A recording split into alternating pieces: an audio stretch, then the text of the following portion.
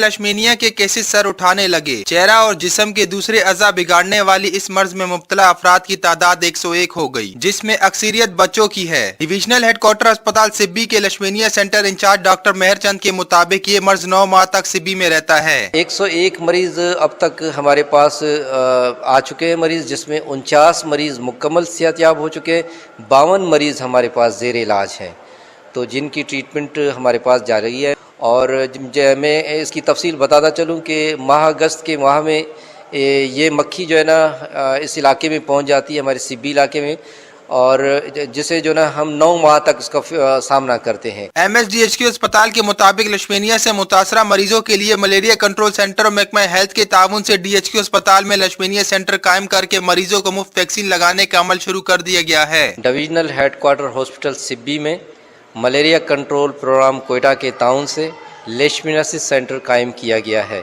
जहां हम sand fly से मुतासरा मरीज़ों का इलाज कर रहे हैं, क्योंकि हमारा इलाका बहुत ही गरीब है और यहाँ सैंड फ्लाई का इलाज कराना बहुत मुश्किल है, क्योंकि इसका इलाज बहुत ही महंगा है। महकमा हेल्थ की जानिब से लशमीनिया के मरीजों का इलाज तो किया जा रहा है, लेकिन रोज बरोज बढ़ते हुए केसेस के पेश नजर अगर हुकूमत की जानिब से फौरन स्प्रे मुहिम का आगाज ना किया गया तो शायद आने वाले वक्तों में मरीजों के लिए लशमीनिया से बचाव की वैक्सीन कम पड़ जाए। कैमरा टीम के साथ उमर फारूक, 6 न्यूज़ सिब्बी।